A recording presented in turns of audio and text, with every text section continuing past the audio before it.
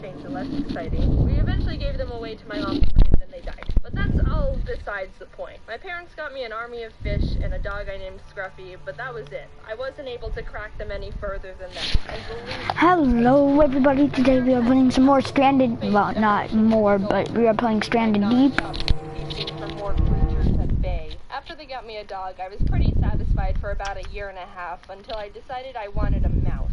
Something about their cute little faces and how they crawl with their little ears made me obsessed over having one, and my parents wanted to hear all about it. I asked my parents for a mouse for years, promising how I'd take care of it and blah blah blah, the whole thing. My mom pretty much hates rodents because she thinks their tails are weird, so there was no budging on that one. She tried to get me to stop by saying, "Alright, you can get a mouse, but we'd have to get rid of Scruffy," which is obviously a bad bang for your buck. No way, no. Never get rid of Scruffy, he's my pal for life. But not gonna lie, after hearing that response over 10 times, I started kinda considering it. I wasn't ever actually gonna do it.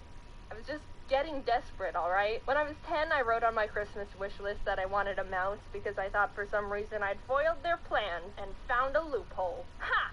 You can't override the power of the holy Christmas spirit. Christmas morning rolled around and I ran into the living room where all the presents were to not only find no mouse, but a computer mouse. Nice salt in the wound there, Mom. I got my hopes up way too high. My disappointment was immeasurable and my Christmas was ruined.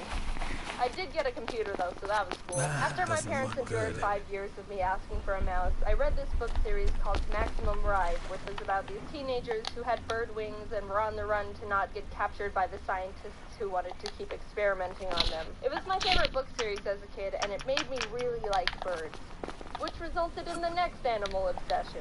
I swear to God, if I hear one more mention of a mouse again, I'm gonna... Mom, can we get a yellow-named Amazon parrot? Yes, I started loving birds back when I was in 6th grade. Everyone say a big thanks to James Patterson for creating this bird-obsessed monster. At the time, I wanted one of the big boy birds.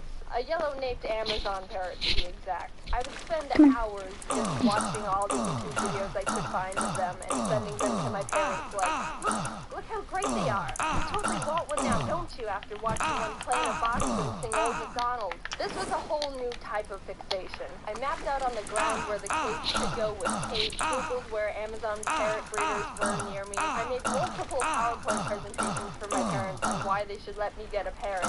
It was intense, and the pressure was on. My mom was even like, so how about that mouse? But no, Mom, that ship is stale. Now I want a 15-inch parrot that lives for 80 years.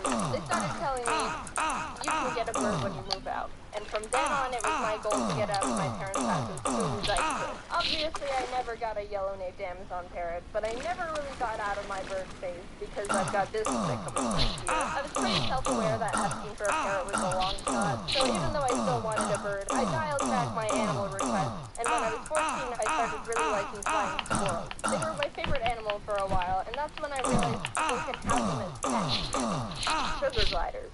Mom!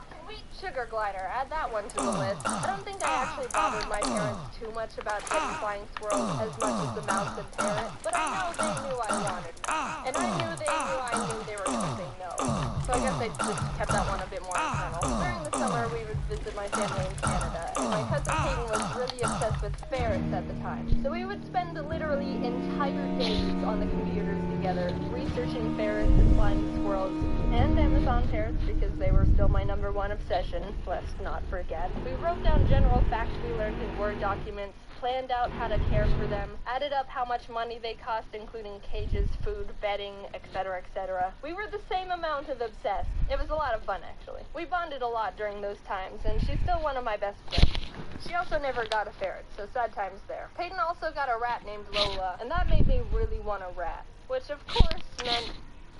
Mom! Lola was so sweet and smart, and I always wanted to play with her. But that's also true with almost anyone's pets. If I come over to your house and you have any type of pet, I will be personally offended if you don't let me play with it for at least 3 hours. So I did have a small point where I was asking if my parents would let me have a rat, and my mom was like, nope, and I'd be all, but what about the time you were gonna let me get a mouse because I was asking for a parrot? And she would say, nope, that ship has sailed.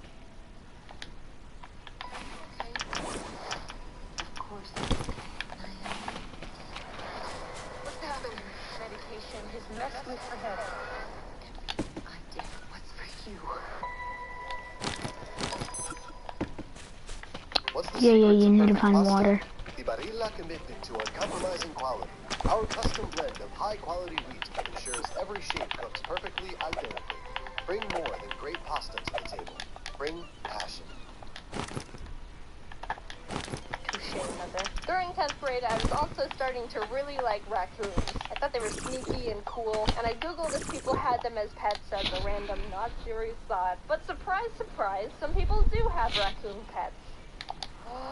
Just kidding, they rip up couches and dig holes in walls, and I'm not that devoted to raccoons. But I still dreamed about having a raccoon buddy someday. Finally, I graduated from high school and moved into a dorm in college that didn't allow pets, which was torture for me. I waited all this time to move out, and I'm still not able to bring a horde of mice, rats, birds, sugar gliders, and maybe a raccoon into the room.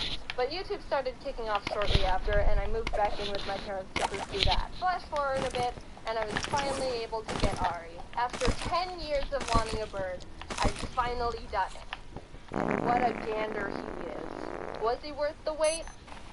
No, he's a dumb bird.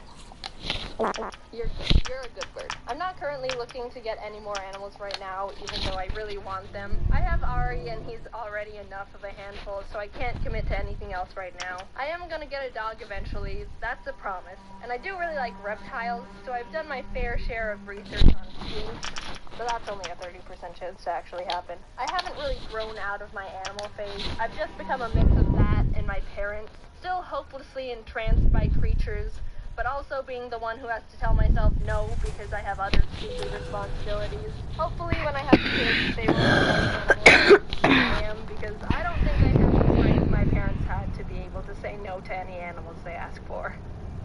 Thank God my parents were responsible for